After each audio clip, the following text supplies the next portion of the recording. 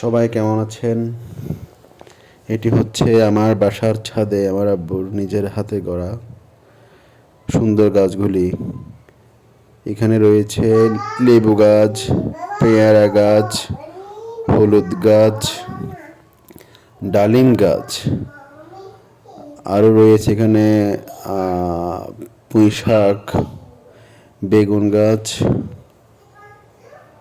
টক পাতা, অনেক রকমের সবজি এখানে রয়েছে। এখানে রয়েছে আবার বরবটি, যেগুলো দেখে আসলে আমাদের বিকেল খুব সুন্দর কাটে।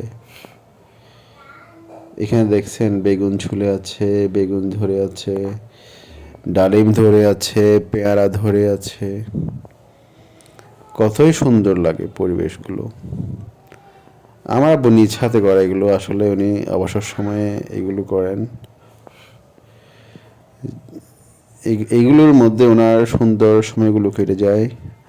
আমরাও যাই দেখার জন্য আব্বুর এই সুন্দর চারা গাছগুলি। উনি এখানে অনেক সময় দেন, অনেক কষ্ট করেন এগুলো নিয়ে। আসলে এগুলো হচ্ছে মন থেকে চাওয়া উচিত। সুন্দর সুন্দর জিনিসগুলো তৈরির জন্য আসলে কষ্ট তো করতে হয়। যার মধ্যে এটি রয়েছে আশেপাশে গাছপালা, সবুজ নার্সারি। এই যেগুলো হচ্ছে আবার কিছু মুরগি, তাও আবার শখে বসে করা। এগুলো আবার ডিমও পারে, কিন্তু এগুলো মুরগিগুলো ডিম পারে, যেগুলো আমরা মাঝে মধ্যে দেখি ডিম পাড়ার স্থানে ডিমগুলো পড়ে আছে। এগুলো আমরা সংগ্রহ করে ঘরে নিই এবং খুব ভালো লাগে। এক কথায় আসলে পাশে রয়েছে আপনাদের আতা গাছ, আবার সুপারি গাছ। এগুলো আসলে ভালো লাগে যখন পেকে যায়, যখন বড় হয়। আর যখন দেখবেন পোশাকগুলো বেড়ে যায় তখন নিজ হাতেই কাটি। হ্যাঁ, যখন এই সুপারি গাছগুলো আরও বড় হবে তখন কিন্তু এইভাবে হাত দিয়ে ধরা যাবে না, তখন মই নিয়ে রশি দিয়ে এগুলো নামাতে হবে। এখন তো আমরা হাত দিয়ে চিরতে পারি।